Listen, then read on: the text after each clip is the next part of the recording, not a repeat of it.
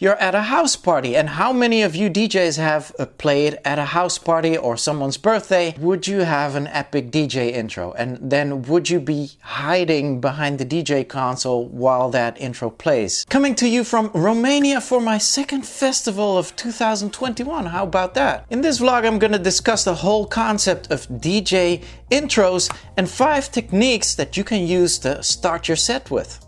Hey, what's up? This is Laidback Luke, DJ and producer, and today we discuss DJ intros. What are those exactly? I don't know if you've ever been to a festival or if you've ever seen a live stream from a DJ from a festival.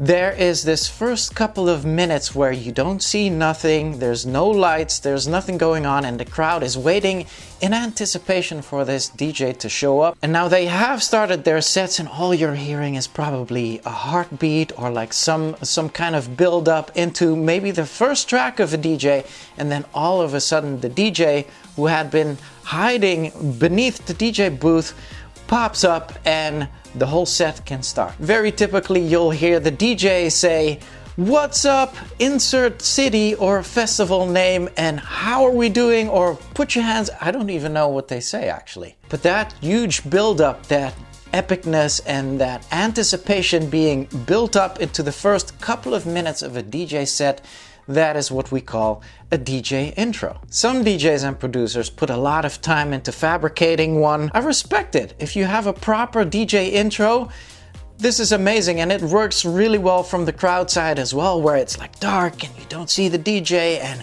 oh, it's about to happen and it's all exciting. For me personally, I wouldn't give myself that type of epic movie feel. Where I come from, it was way different. When I started DJing or the festivals I went to back in the day, we actually would just mix into each other.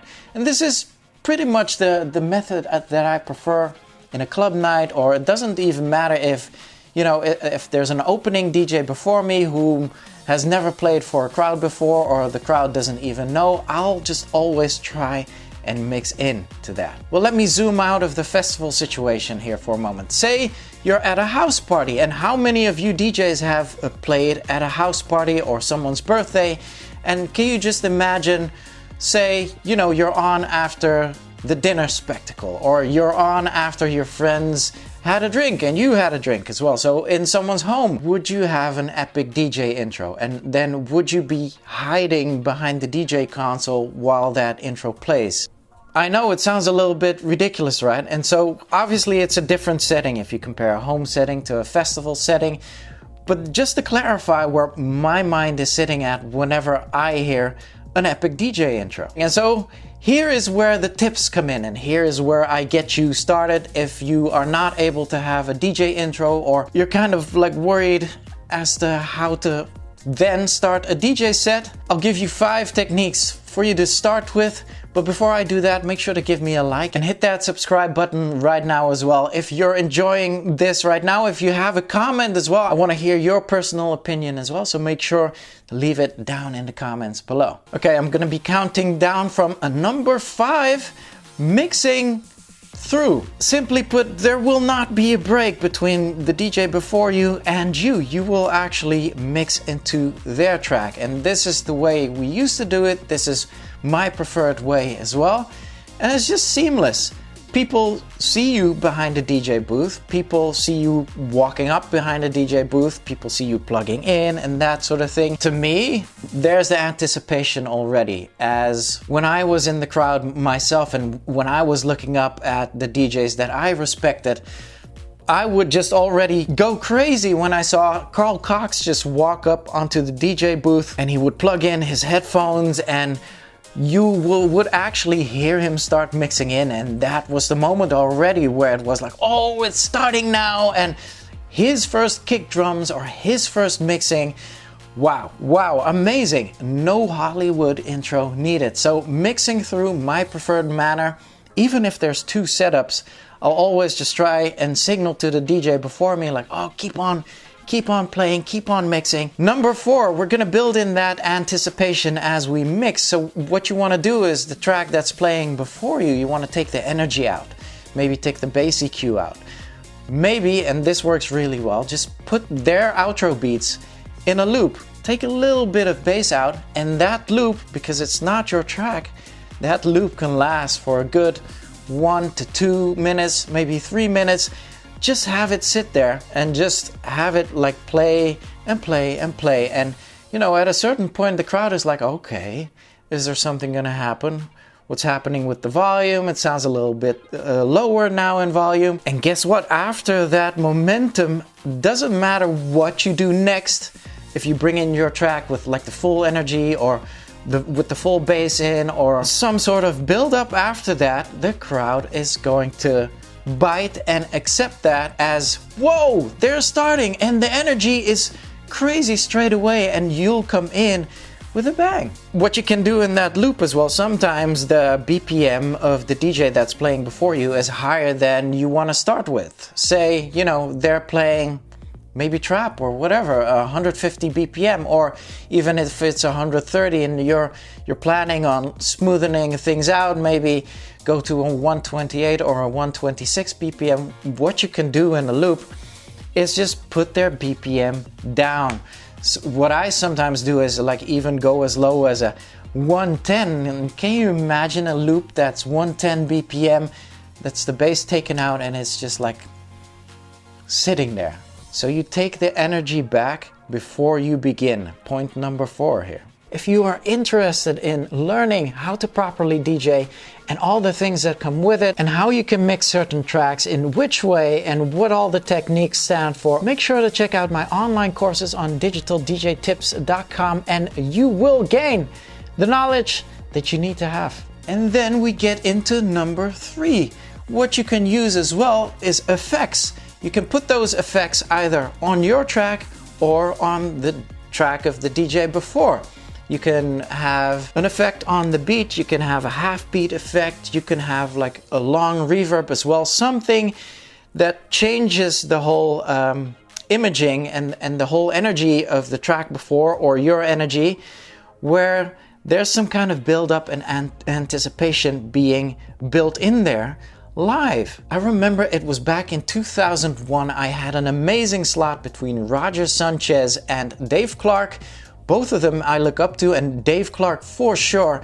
All of his tricks I've mimicked and his mixing technique is incredible. A legend like Dave Clark doesn't grab the mic and he doesn't announce himself, so he was gonna mix through into my set.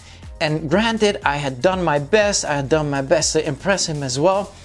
And what he did after me, he just opened up all the registers of effects, and it was insane. Like he had a big reverb going on the master, he had an on-beat echo going on as well, and so that started building up, and at a certain point he grabbed my track and he started scratching with that on-beat echo, and scratching, taking the volume down, and then came a huge backspin. And then all of a sudden he kicked in his track dry and at full volume, and all the people knew that he was playing without him even saying a word or without him hiding under the DJ booth. This is what we're looking for. The number 2 technique, you could also start with an acapella. How amazing would it be to have an acapella either mixed over the track that's playing before you, or even starting, well, not dry with an acapella, but actually add a little bit of effects on the acapella, either an echo or maybe a reverb. And what you could do with the acapella, say the acapella is running, you could actually put it in a loop and then make a sort of a build like most DJs end their sets with. So you know, a lot of DJs end their set with, they make a loop and they just shorten the loop, and then maybe a backspin or anything. But what if you use that effect on an acapella as you start your set? Wouldn't that be amazing as well? And so my last technique, probably my favorite technique and probably the most easy technique, is you can always grab breakdowns into a build. And this is what I did last night in LA at Academy, which was awesome, by the way, at Electric Zoo last week as well, and today at Saga Festival in Romania. I actually took the second break of a track. So I have a cue point right on break number 1 and break number 2 of each track that I play, and usually break number 2 is the long break. And so if you're seeing this, you can go ahead and pause and see which tracks you have in your folder that has a second breakdown. And you'll always see the second breakdown is really long. What if you would start your set, maybe fade out the beats of the DJ before you, maybe reverb it out, and then start your set with the second breakdown and watch that build go. Usually a second breakdown in a track is about a minute long. And so if you're not a producer DJ, or you don't know how to make an intro, or you have no time, or you want to be fast and you have no clue what kind of like intro you want to pick, the second breakdown of a track will always help you out. And I guarantee you, just go ahead and try it after this video. That's always a good starting point of your set. What I'd like for you to know and to realize, what it's really about is making yourself known, switching up the energy and switching up the vibe. Like, so what represents you and you starting the set? So this could obviously be an epic DJ intro at a festival somewhere or at a stream, for sure. But what's really important is that the crowd realizes that it's you playing. And the challenge is, how does the crowd know that you are playing without you announcing it? There should always be a moment where it's like, okay, bam, there you are, there it is. Now the crowd recognizes that I am here and I am playing my set. It's that kind of mentality you need to have as you start your set. If you are watching right now, and I know there's a bunch of experienced DJs here as well, if you have any thoughts or comments on this, make sure to leave it down in the comments below. I love seeing it as well. I love seeing a discussion unfold. Epic DJ intros versus mixing through versus Luke tips. What do you think? Let me know down below.